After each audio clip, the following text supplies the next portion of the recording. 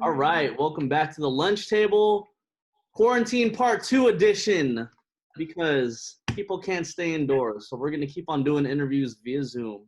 Shout out to my next guest. She just dropped her album, Lucid Dreams. You may or may not know her from also helping write Eminem's hit single, Not Afraid. And she's done a whole bunch of other stuff too. Founder of Organic Grow Hair Co. and Organic Grow Skin, or Organic Glow Skin.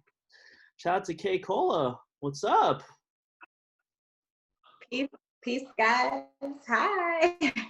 I like your Dream Girl shirt. Thank you so much. I like the way your skin is glowing. It's probably because of all the product that you use. Your self-made product. Yes. Thank you. That and I drink water. That's very necessary. Oh, stay hydrated. Yes. Let me ask you, before quarantine, I didn't necessarily have the most healthy diet, but then quarantine kind of just kicked me into shape. I've been drinking so much water every day, eating healthier and whatnot. And, you know, considering that the stuff that you create is organic, I'm assuming you've kind of been on your organic and healthy wave even prior to quarantine. Yeah. Yeah. I mean, I've always been, like my parents were super homeopathic, which is just an alternative to pharmaceutical medicine. They always, you know, found alternative means to, like if I had a cold or something or stomach ache, I would do acidophilus and natural remedies. So I've always kind of been in that lifestyle, even though I would say like in college, I ate way too much pizza. But yeah, other than that, I would say, you know, I went vegan for a few years. But I've always been like super into the organic and drinking a lot of water. I have smoothies every day for breakfast. So it's definitely on the same wave. Yeah. Do you do the fruit smoothies in the morning? Yeah, mine was literally it was orange juice, berries, and watermelon this morning. I like to throw in some bananas, but then the bananas end up like going bad since it's really hot right now. Yeah. Yeah, I'm not a big banana fan. I'll do maybe a banana in like an almond, like protein peanut butter shake, but not huge into the bananas. I hear you. Bananas don't work for everybody. Yeah. So you know, you actually grew up in a very well, I'm not sure if you grew up, but like your dad, Hubert Laws, considered one of the greatest like flutists in jazz. So yeah. You've had a very musically inclined family. So I can only assume that it was easy for you to really get in music at an early age. Yeah, that's why I was like, I love your shirt, because J. Cole sampled one of his records and we ended up becoming friends from that. But I wouldn't say like my dad never like hooked it up with the music, you know what I mean? I was always around it, and I mean I got to even like run around on stage at Carnegie Hall when I was a little kid, which like growing up now I realize like how big of a deal that was. And I've been around some of the one time he brought me to a session with Stevie Wonder, who's now like really good friends with our family, so I was always around it, but it's not like he like threw me a lifeline or something. It was like, yeah, hey, listen to my daughter's record. So but what he did instill in me was practicing, because he always practiced like 2 hours a day, which is why, you know, he is known as the best flute player in the world, because he really put his time into it, and still to this day he practices 2 hours a day. So did you start off playing instruments, or were you just solely singing? I started off singing. I wrote my first song when I was 9 years old, and it was based off of a Pocahontas Disney book called A Lesson in Friendship. And from there, I mean, I did like little piano lessons and everything, but I was really stubborn. I'm a Taurus, so we're hard-headed, and my mom would always try to get me to practice, and I was just not, like, I wouldn't do it. And I regret it now. Like, she told me, you're gonna regret this when you get older, and I'm like, oh, I wish I would have stuck with it. Now you're like, yeah, I'm practicing 2 hours a day singing every single day now. Kind of, huh? No, I wouldn't say I sing 2 hours a day, but I am very disciplined. I'm a very disciplined person, I would say. I would say actually I'm kind of balanced. I would say I have a good balance because I still like to have fun and do things that I enjoy. And especially one thing that quarantine taught me was like, you have to enjoy your life. I think a lot of us took like things for granted because we just had so much access to different things. And now I'm kind of only doing what I have to do and what I want to do. Like I used to like, people are like, hey, come here. And I didn't really want to go. I would just go. And now I'm like, no. Like, I don't know. I just learned to be more like grateful for my time and utilize it wisely and stuff. So instead of like going out, let's say it's a networking event, let's say it's a concert you wanted to go to, because we obviously can't go to those anymore. How do you Yeah. fill your time now? Well, I was never really like going out person. So I wouldn't say it was like a huge shift for me. But I read a lot now. I watch a lot of YouTube videos and podcasts. I'm super into podcasts because I like learning. I started watching like old shows from the 90s again that I grew up with, like Living Single, Family Matters. I love the Fresh Prince. I have every single episode of Fresh Prince I have on my Apple TV. Yeah. Fresh Prince. Dude, can we talk about the Will and Jada situation? Oh, we have to. You're the one who brought up Fresh Prince. Let the people live. I love Will Smith, although I'm hearing all this stuff now and I'm like, oh my God, I hope it's not true. Like, no, but I love Will Smith. I think he's so funny. And being in quarantine, like you have constant anxiety. So it's like, it feels good to watch those type of shows. Yeah. You know, those shows just had a different feel than any of it. There are no shows on TV today like them. So. Yeah, not really. Because I remember growing up too, like it was either the Wayans brothers or Fresh Prince. Yes. Now that we don't even have, I don't have access to a television really, or like network cable. So it's like, I'm not sure what to watch anymore. Get Hulu. You got to get on Hulu. I mean, I am on Hulu, but it's like, I'll watch the Boondocks. Oh. Well, Fresh Prince. Well, no. Living Singles on Hulu, Family Matters, and a lot of those shows, they're on there. Martin. Ooh. Okay. Yeah. I probably just haven't looked through Hulu enough. Yeah. But so you said you wrote your first song at 9 years old. Yes.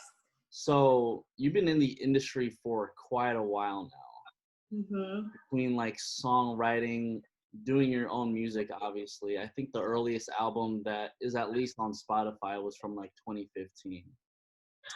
And so yesterday I actually tweeted something saying like, Snow Allegra is currently 32 years old, and she's professionally been in the music industry since about 2001, 2003. And for me personally, the first time I heard of her was like 2 years ago. Oh, wow. So I believe that there's like it takes a really long time to really make yourself known in this industry. And I kind of wanted to know like your thoughts on being patient while being in this music industry, because despite the long ass time you've been writing music and creating songs, like I'm sure you still feel like there's even more you can do before you get that notoriety in the industry. Well, I think for me, see, I do music for a different reason than a lot of people, and I wouldn't necessarily say like I want to be famous. I think when I was younger, I wanted to, when you're like 11, 12, whatever, you want to be famous. But I've always been around, I mean, my dad's a celebrity, my godfather's a celebrity. I've always been around famous people. So for me, it wasn't like this big desire. I didn't feel like a hole in my stomach, like if I didn't get famous. I think what I wanted to do was be in a position to change people's lives. And I was able to do that another way, and that was with creating my business. So for me, I don't feel like this need of a rival. I just wanted to support my family and, do music. Now, with this last album, Lucid Dreams, that I did, I got a lot of, like, people loved it. They said it was my best work. And so for me, that was like, that made me feel good. That's what I needed, because it was me writing all the songs that I wanted to write, putting all the songs on the album that I wanted to put on the album. I wasn't trying to make like a radio record. I wasn't trying to do, you know, all of these things that, and I'm not like a kiss ass person. And what I've noticed in this industry is like, you have to be very gimmicky or kiss a lot of ass. And I'm not one of those people. So once I realized that, I was like, oh, that's not me. So I was okay with not, you know, being in that lane. Like I'm okay with being in my own lane, with being who I am. And it's so funny you brought up Snow Allegra, because we have the same vocal producer. His name is Sauce, and he's literally been in the industry, I don't know, like 30 years. Mm-hmm. He's produced for everyone from Rihanna to Ariana Grande, anyone you can think of. He's like one of the best vocal producers in the industry. And I knew about her a long time ago because of Neo.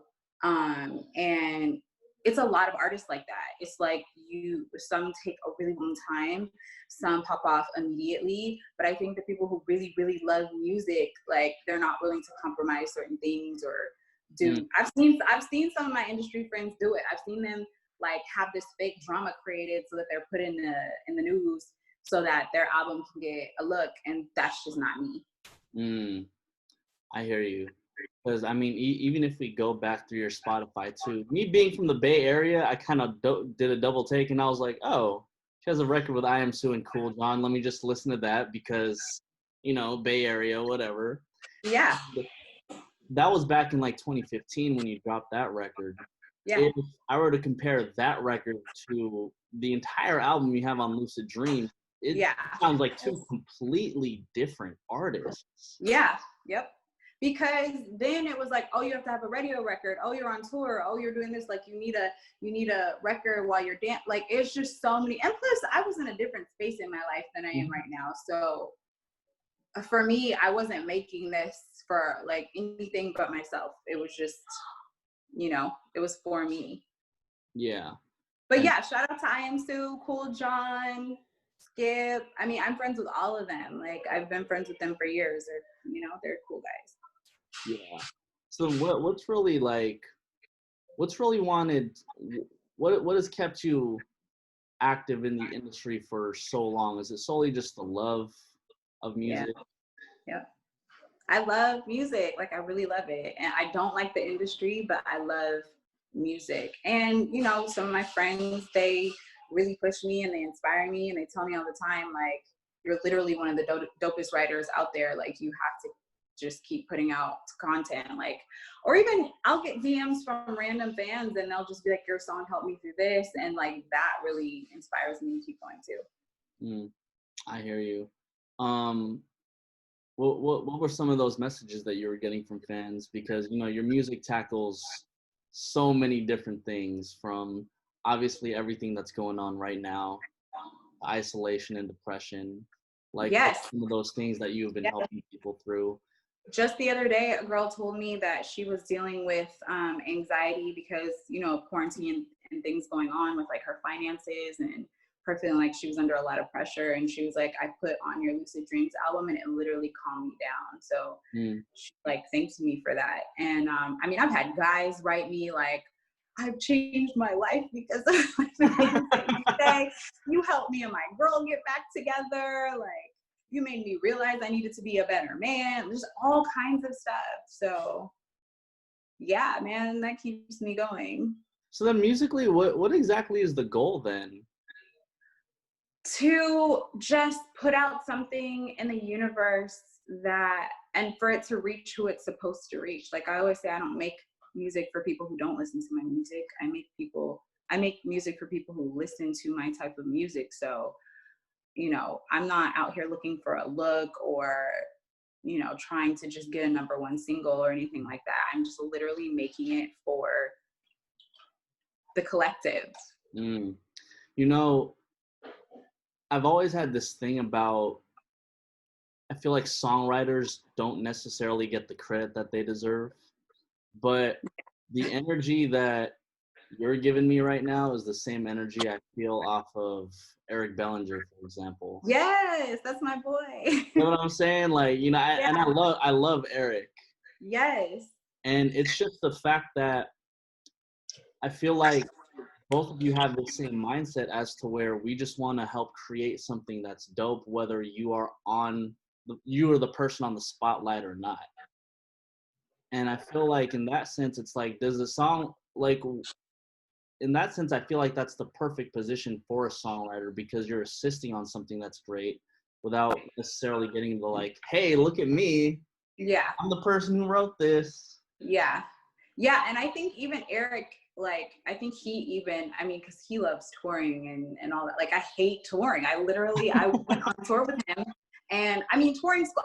The best part of touring is getting to meet your fans live, or, you know, gaining a new audience. But that lifestyle of like no sleep, you're eating fries every 5, because like there's, you know what I mean? Like, it's insane. And even for me, like, I'm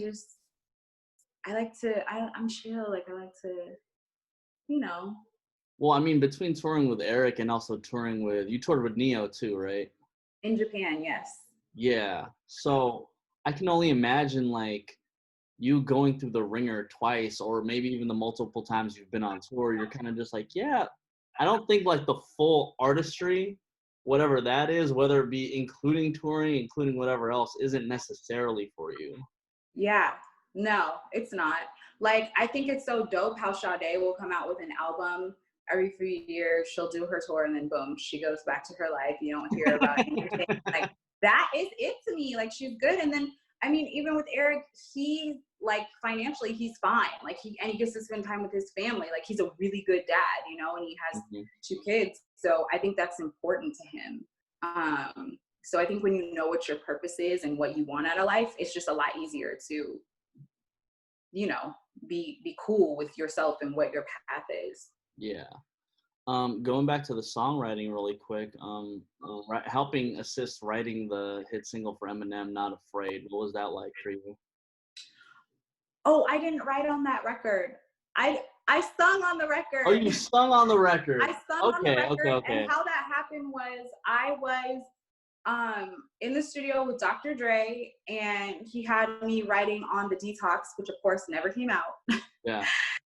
And it was really cool. And then M was working at the time too on the soundtrack for, I forgot what movie it was, but it's this huge movie with Ben Affleck and Matt Damon about these like police officers. And so Sauce, who also, again, vocal produced for Snow Allegra, was like, oh, we need singers for this. And I just so happened to be, you know, working with Dre. And he was like, you're perfect, like, come over here and let's see, because they were all working in the same studio. And that was cool because not only was it like, the song was, first of all, it was a huge hit. It was in commercials. It was in this movie. It was on his album. So it's like, yeah, it turned out to be bigger than I expected. Yeah. Well, okay, I'm just going to do some vocals on this Eminem song, whatever. He was there. He was super nice. He knows exactly what he wants to hear. Like, him and Dre were very humble, very cool guys to work with. Yeah, what's it like working with Dre, or to have worked with Dre? It was, I was nervous. I was so nervous. And like, I'm the only girl in this room full of guys, and like, he's like this big, you know, he's Dr. Dre. So, but he's so chill. Like, it was like, after, you know, you're in there for a couple of hours, you're like, oh, he's just chill. Yeah. Because I've been around some crazy people, so it's like, this guy is more chill than some of these other acts who are like not as big. So it's just like, it just goes to show, you know, it's all about your personality and how you are. Is there anything that you learned working with him? I mean, especially, he's very particular. Like, as far as melody wise. So, you know, he kind of helped me step up my game, I would say, melody wise and stuff. Yeah. You know, so now I got to ask, like, again, you being in the industry for such a long time. Yeah. Working with people like Eminem, Dr. Dre, Neo, the list kind of is just infinite at this point. Yeah. Yeah. What's the one best piece of advice that you've ever gotten from a peer? I wouldn't necessarily say there was like a piece of advice. I would say it's like studying an energy. James Fauntleroy is a songwriter, and he's literally one of the best songwriters in the world. And we just so happened to grow up together, and he brought me around a lot of stuff, and just watching him and how he writes and writing with him. And I think being around that like all the time, and him bringing me around the underdogs when they were in their prime. They were doing Chris Brown, Rihanna, Tank. I mean, anybody you could think of was coming through Damon and Harvey's studio. I think just being around that energy helped me to immediately step my game up. And studying, you know, again, like studying melody against the beat is super important. The more words you know, obviously, the better. I don't know if you heard, like, Lil Wayne used to read the dictionary all the time, and that's why he's literally one of the greatest rappers ever, because he could, you know, his metaphors, because he knew so many words, he had so many options. So I think doing stuff like that, studying your craft, is super important.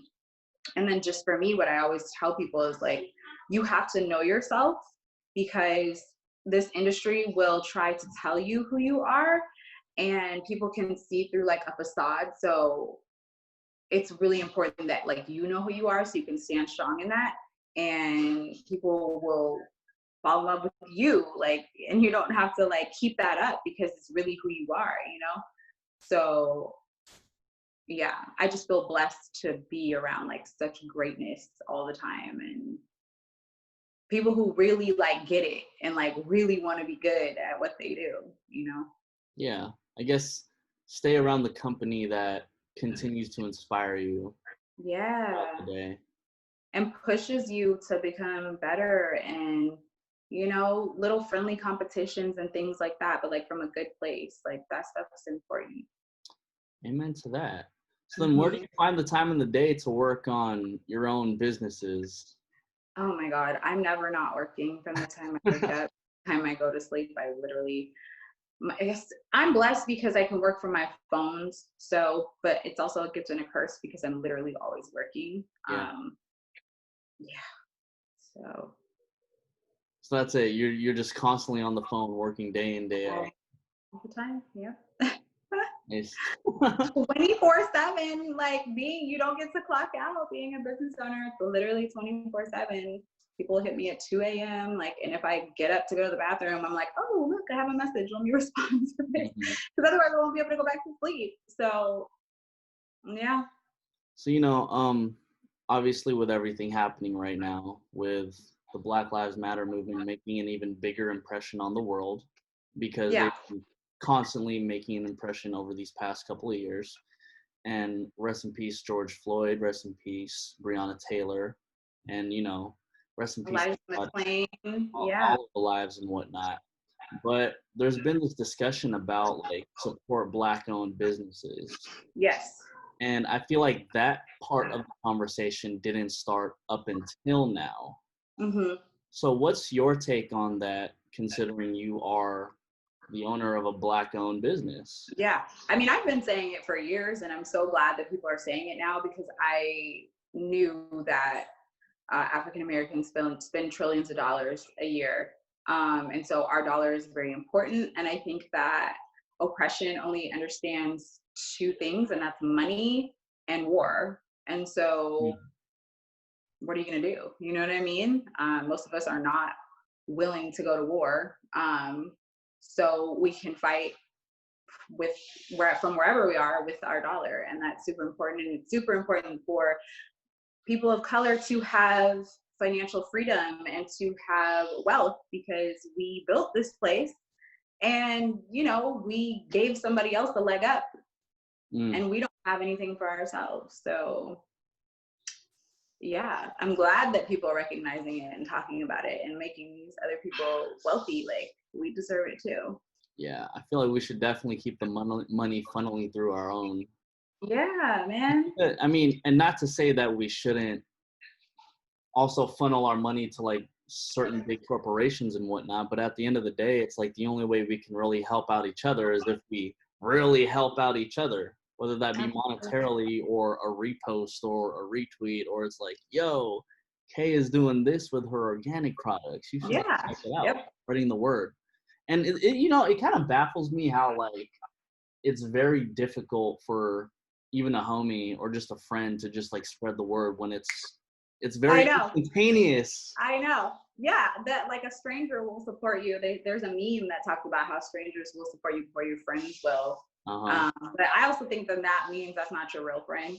And it's literally free to repost something. So like if you can help your friend or another Black, I always post Black businesses. And I think that's super important to give them like just free promo, because we're giving people free. Anytime we have a bottle of Clase Azul in our hand or Hennessy or whatever, we're showing that in our stories, but then we want to act all bougie when it comes to like posting for our friends. So we have to do better. Amen to that. So me being me, who absolutely loves hip hop and R&B, probably since I was like 13, 14 years old. I never got the idea that I've been really loving and also capitalizing on Black culture, doing this podcast and whatnot. So as of recently, with especially all the Black artists who I've had on the podcast, I've asked them like, me who's a Filipino American, I can never truly understand the Black experience in America or in the world in general, but like from your perspective, what is it like to be Black in America? Well, I want you to go do some research because Filipinos are Black. Okay. The Negritos who migrated to the Philippines. I know that much. Yeah. So my daughter is part Filipino. Woo! So I just had to say that. But wait. Can I also say that just because you said that doesn't mean Filipinos get the pass to say? Absolutely not. Let me just put that out there. No, because let me tell you something. I am a light-skinned Black woman, and I understand that as a lighter-skinned Black woman, I have certain privileges that other people don't. And so, or even, some of the things that the men go through. So we all have to recognize our privilege, and try to do better and speak out. I'm a big advocate for the underdog or the person being bullied or whatever it is. So we all have to try and do better to help whoever we can, whoever's being oppressed at the moment, whether it's our gay friend, whether it's our, Black brother, whether it's my darker sister, whatever, like we all have to do better. So being Black is lit, first of all. It is it's amazing. There's just something naturally that we as a people carry, obviously, because everybody in the world tries to copy it. And it's amazing, but it's also very stressful because people will try to gaslight you and convince you that something is not going on that you have experienced your whole life. So it is very frustrating, and it can make you very angry when you are seeing, I had tweeted something the other day about how would you feel if you were somewhere with your dad who you looked up to your whole life, and all of a sudden a man comes up to him and calls him boy? You would feel insane. Like, first of all, you're calling my dad, this grown-ass man, a boy? Like, how dare you? And then there's nothing that you can do about it. Literally nothing, because either one of y'all will end up dead or in jail. And that's what it's like. It's like, it can be very frustrating. It can be very scary, but it's also, I wouldn't want to be anything else. So I love it. But yeah, we definitely, I believe that because we are so powerful and talented and intelligent, that is why we are constantly being attacked. And we have to recognize our beauty and our power and step into that. What are your thoughts on the current climate of 2020? Because I feel like between quarantine happening and everything that we just mentioned prior with the Black Lives Matter movement, at least from my perspective, I feel like 2020 is really that year for real change, like social change.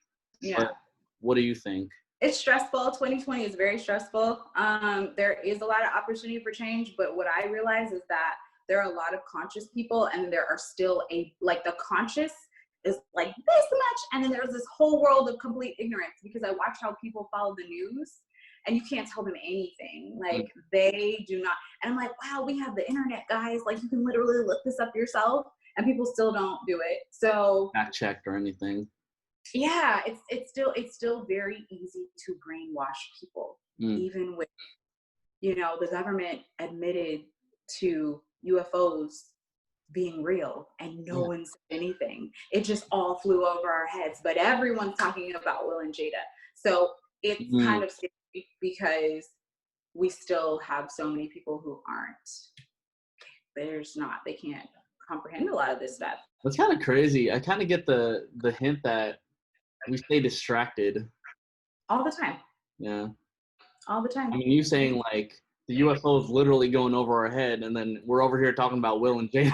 Yeah. Like, where were all the memes for that? Where's the only people I saw posting about UFOs were the conscious pages. And it's like, why isn't the mainstream media talking about, guys, they're admitting there's aliens?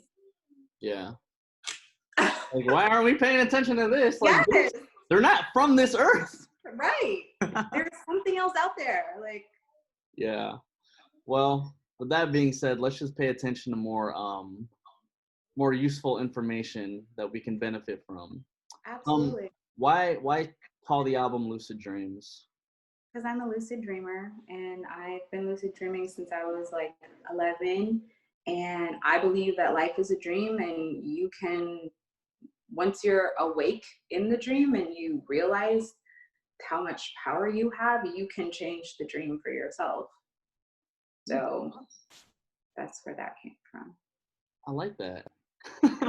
were you like actually lucid dreaming? Like you really saw yourself like outside of your body and whatnot when you were younger? So that's astral traveling, which I have done. Lucid dreaming is basically just when you are in a dream and you realize that it's a dream, because half the time we don't know until we've woken up that, but you actually awaken yourself while you're in the dream, and then you can change the dream. And the reason I did it was I was having a nightmare, and I was like, wait, this is a dream. I can stop this nightmare right now and change it.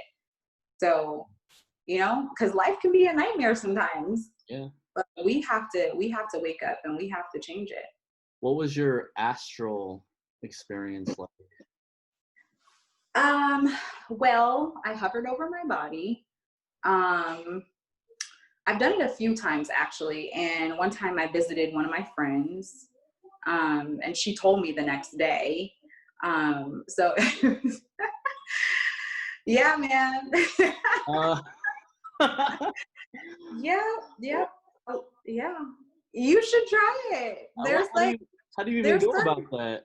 You know, now me, I stumbled across all of this. It's like one of my spiritual gifts, but there are certain like things that you can take. There are binaural beats that you can listen to that help you lucid dream and astral travel. So definitely meditating a lot helps with that. Yeah. Okay. Sounds very it's fun. We're spiritual beings. Yeah.